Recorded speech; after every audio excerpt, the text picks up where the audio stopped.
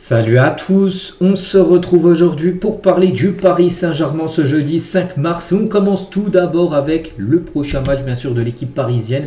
C'est demain soir les gars, demain soir au Parc des Princes, 20h45 précise. Le Paris Saint-Germain reçoit l'AS Monaco pour la 25e journée de Ligue 1. Donc voilà, ça c'est un adversaire bien sûr que Paris connaît parfaitement. J'ai eu 3 rencontres PSG Monaco cette saison avec une victoire, un nul et une défaite. La défaite avait été lors du match aller et une revanche à prendre bien sûr. Et ça sera un match compliqué, mais c'est un match les gars qui peut être vraiment déterminant, mettre une énorme pression sur Lens les gars. En cas de victoire les gars, Paris pourrait prendre 7 points d'avance sur Lens avant le match de Lens bien sûr ce week-end. Donc voilà, on va parler un peu de cette rencontre. Bien évidemment on en reparlera encore plus demain avec la conférence de presse qui aura lieu cet après-midi bien sûr de Luis Enrique. A noter que le point médical vient de sortir, tiens juste avant que je fasse la vidéo, là il est 11h30 précise quand je fais la vidéo, il est sorti à 11h15 le point médical. Donc en gros, quand des joueurs sont dans le point médical la veille d'un match et qui sont forfaits pour le match du lendemain. Donc João Neves, les gars, donc poursuit ses soins. Voilà, João Neves, il pourrait être présent pour le match contre Chelsea. João Neves, mais pour le match demain, pas de risque pris. Voilà. Donc Fabien Ruiz aussi, donc pas là. Donc continue son travail individuel adapté cette semaine. Voilà. Donc lui, gros point d'interrogation s'il est là ou pas la semaine prochaine. Ça semble très compliqué. Et Quentin Jantou poursuit son protocole de soins. Et on peut voir les gars qu'il manque un joueur dans le point médical. Dembélé était dans les points médicaux lors des derniers matchs, mais pas là. Donc ça veut dire que demain, il est apte, Dembélé bien sûr à jouer. Et lors du dernier entraînement, avec le magnifique nouvelle tenue, parce qu'on n'oublie pas qu'il y a le nouveau 5e maillot, là je crois qu'il va sortir, enfin une nouvelle collection qui va sortir, noir et blanc. Et là, la couleur blanc, vraiment, il est magnifique. Donc Dembélé, il était bien présent donc hier, lors du dernier entraînement. On se dit que demain, les gars, il devrait être disponible bien sûr pour le match. Donc il jouera certainement la fin de match, je ne le vois pas commencer titulaire, mais s'il joue un quart d'heure ou 20 minutes fin de match, on se dit qu'il pourrait être titulaire pour le match contre Chelsea, bien sûr, semaine prochaine. D'autres photos, tiens, lors du dernier entraînement, on peut voir également Warren Zerbri ou par exemple Désiré Doué. C'est quand on voit Désiré Doué comme ça, on se dit qu'il y a quand même quelque chose qui choque un petit peu, enfin, ça ne choque pas, mais qu'il a pris un peu de bras, de masse musculaire, les jambes, les bras, un peu partout, il est beaucoup plus tracé. Voilà, Désiré Doué a récupéré les séances de musculation d'Adama Traoré. Adama Traoré, c'est un joueur super musclé de West Ham. Et c'est vrai que lui aussi, il s'est mis à la muscule et ça se voit. Donc voilà, on espère qu'il soit encore bien plus meilleur, bien sûr, qu'il est déjà, bien sûr, être doué. Voilà les gars, ce qu'à dire déjà sur le match un peu de demain, tout ça. On va parler de l'adversaire. Tiens, hier, je l'avais dit. Hier, j'avais dit que Chelsea joue un match compliqué hier soir du côté d'Aston Villa. Pour en parler de Chelsea, parce que c'est l'adversaire de Paris. Dans 6 jours, tiens, jeudi prochain, une semaine jour pour jour, on fera le débrief du match. Et en tout cas, Chelsea a réalisé comme un très gros match hier. Aston Villa, ils ont gagné 4-1. On sait que Villa Park, les gars, c'est un stade très compliqué d'aller prendre des points ou gagner, peu importe. Ils ont gagné 4-1, ils perdaient 1-0. Donc João Pedro a mis un triplé, Cole Palmer également, qui a marqué Cole Palmer, qui a fait tellement de mal au PSG, on se souvient, l'été dernier lors de la finale de la Coupe du Monde des clubs. Et João Pedro aussi, qui avait beaucoup chambré le Paris Saint-Germain lors l'été dernier, et les deux ont été buteurs. Il me disait que João Pedro, il faudra faire très attention à ce joueur la semaine prochaine, donc ça sera certainement à Marquinhos et Pacho bien sûr de se concentrer sur le Brésilien. Pourquoi? Parce que déjà il a inscrit son premier triplé en PL, et surtout il est décisif sur les 4 buts hier, parce que sur le but de Cole Palmer, c'est lui qui fait la passe D. Et surtout aussi, sur ses 8 derniers matchs, 7 buts, 4 passes D. Quand même, João Pedro, les gars. Regardez, donc là, c'est le match d'hier. Bon, quand Arsenal les a perdu d'un, il n'avait pas marqué. Il fait de passe D, mais regardez, tous les matchs avant, à chaque fois, soit il a marqué, soit fait une passe D. Donc il est en grande forme actuellement, João Pedro, à 6 jours avant d'affronter le PSG. Donc voilà, moi juste je parle de l'adversaire, je parle des joueurs en forme, tout ça. Voilà, donc il faudra faire attention. Après, il ne faudra pas se focus 100% sur João Pedro. On sait qu'ils ont plein d'autres joueurs aussi de Chelsea qui peuvent faire mal. Mais attention bien sûr à ce joueur qui est en ultra confiance. Avant bien sûr le prochain match. On continue cette fois-ci, on va parler de Vitinha. Vitinha était un peu en interview, on va revenir un peu sur ce qu'il a dit, vous allez voir des choses très intéressantes. Donc Vitinha a déjà fait part de sa grande admiration pour João Neves, son collègue au PSG. J'ai ressenti un impact dès que je l'ai vu en sélection. Il n'était pas encore au PSG, voilà.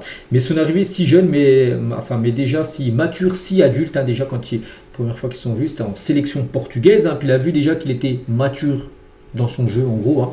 Je sais ce que ça m'a coûté, le temps qu'il m'a fallu pour m'acclimater, m'intégrer. Et lui, il était si naturel, voilà, João Neves. On voyait tout de suite une forte personnalité, c'est rare d'arriver avec ça. Et lui, il l'avait. On est très accueillant, il aurait pu être un peu plus timide, mais il a toujours été très, très gentleman, malgré son jeune âge.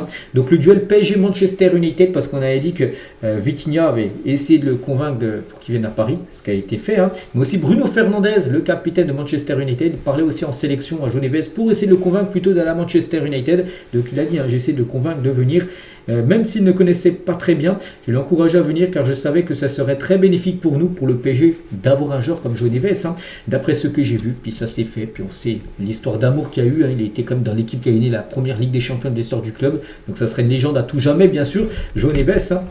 Et toujours avec Vitinha sur João Neves, je savais que le PSG était intéressé, mais je lui ai dit, donc Joe, si tu peux, je sais que d'autres vont te faire pression voilà, pour essayer de te faire venir dans d'autres clubs comme Manchester, voilà, c'est qui poussait, mais j'aimerais vraiment que tu viennes, voilà, Paris, Bruno l'a fait à 100%, malheureusement pour lui, il n'a pas réussi, Bruno Fernandes, de le faire venir à Manchester, car il est venu ici et a bien joué, bien sûr, donc je n'étais pas visionnaire, ceux qui ont partagé le terrain avec lui lors des premiers entraînements l'ont vu, je l'ai vu à la télé, mais je pensais qu'il était encore meilleur, j'ai perçu aussi d'autres aspects, d'autres nuances dans son jeu, vous avez déjà vu certaines choses, notamment offensivement. Il a déjà marqué quand même un triplé pour le milieu de terrain, c'est très bien. Il a un sens du détail, des actions incroyables, mais il parvient à le faire régulièrement pendant longtemps aussi.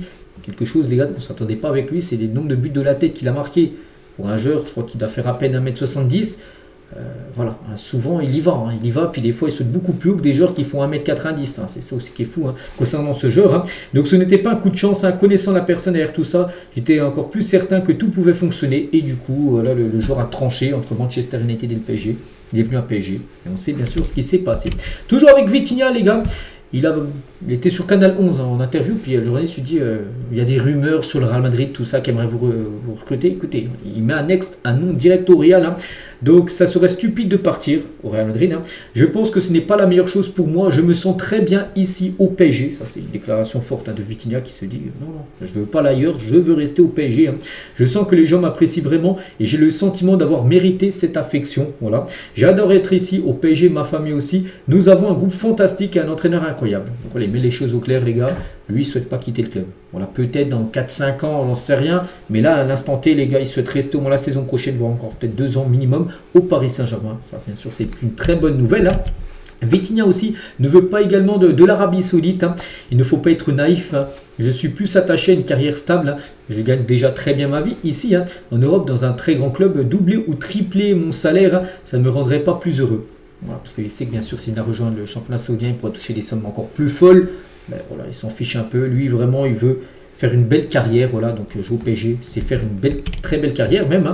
Vitinha a expliqué aussi comment il a dû adapter son jeu pour survivre dans le football moderne après avoir réalisé qu'il n'était ni grand, ni fort, ni rapide.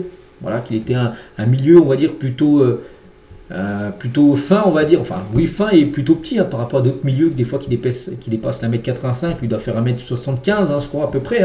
Il a dit j'ai dû anticiper, me positionner différemment, voir avant de recevoir le ballon. Je ne cherche pas forcément le contact, mais je ne peux pas être inutile à estimer le milieu de terrain, évoquant une évolution naturelle qu'il a curieusement comparée à celle des girafes. Voilà. Donc les girafes ont un long cou pour atteindre les feuilles les plus hautes, c'est une évolution pour y arriver. Ce qu'il a pu dire. Et toujours avec lui, Vitinha assure aussi n'avoir jamais douté de la légitimité du vainqueur du Ballon d'Or. Il a dit, quand j'ai dit que Dembélé était le vainqueur légitime au Ballon d'Or, ce n'était pas en l'air, il était notre point d'ancrage et notre leader sur le terrain saison dernière. Il a été décisif dans les moments importants et méritait de gagner bien sûr ce magnifique trophée. Je savais que je pouvais terminer une bonne place, ce qu'il a fait, il a terminé je crois 3e, mais je n'ai jamais créé trop d'attentes. Si j'avais terminé hors du podium, personne ne m'aurait vu déçu, mais bien sûr monter sur le podium c'était spécial, même s'il aurait fini 7 enfin 6e ou 12e ou 7e, il n'aurait pas fait la gueule tout ça, non, il aurait été très content de cette position, mais voilà, 3e. Il est bien sûr aussi très heureux, Vitinha. Et interrogé aussi sur la possibilité de se considérer comme le meilleur milieu de terrain du monde, Vitinha a préféré une réponse plus prudente, tout en reconnaissant le niveau qu'il a atteint. Il a dit « Je n'aime pas dire que je suis le meilleur milieu de terrain au monde. Cela paraît arrogant car cela reste toujours une opinion, mais je sais que je fais partie de ce groupe des meilleurs milieux de terrain au monde. » Il le dit, il y a lui, il parle de Pedri, joueur du Barça aussi, qui est peut-être dans ce groupe-là. Il est magique, c'est spectaculaire de le voir jouer. Quand on joue contre lui, on le comprend encore mieux. Du coup, dans le top 3, c'est un peu compliqué pour moi. En choisir 2, c'est difficile. J'ajouterai également João Neves. J'ai aussi Bruno Fernandes, un autre collègue portugais. Eux deux avec moi et Pedri, donc je ne fais pas un top 3 mais un top 4. Voilà. On peut jouer à 4, a-t-il conclu en riant tout simplement. Vitinha. Donc voilà quelques, j'ai dit, c'était des déclarations un peu intéressantes de Vitinha et surtout rien que par rapport au Real où il y avait quand même beaucoup de rumeurs ces derniers temps. Il dit ce serait stupide de partir, je me sens très bien au PSG. Donc on se dit qu'il va rester. Et juste on finit aujourd'hui avec le groupe de K-pop sud-coréen, je ne connais pas le groupe. Donc Alpha Drive One est en tout cas au Parc des Princes, voilà, cet après-midi. Voilà, parce que peut-être ils vont se produire, je sais pas, la Arena peut-être à Paris, certainement ils ont un concert de prévu, mais en tout cas ils sont venus visiter en gros le parc, hein, ils ont même reçu un maillot. Donc voilà les gars, ce qu'on avait à dire aujourd'hui. On se retrouve demain les gars, donc demain on sera plutôt focus vraiment sur le match, demain soir contre Monaco bien évidemment. Il y a la conférence de presse cet après-midi à 13h bien sûr d'Enrique. Voilà, contre la compo probable également du match. Allez, moi je vous laisse, je vous souhaite une très bonne journée et à demain.